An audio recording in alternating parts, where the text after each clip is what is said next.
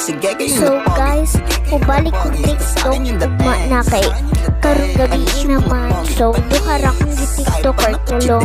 So maura na. Ihuman kay di ba duha man to akong gi-TikTok. Nag-post ko lain kay ang kailangan mang good pero kalimot ko. So na ako dire sa balay nila Zoe. Ipabantay ko ni Ate Grace kay way laing bata dire. Kay matug naman ang mga bata dire.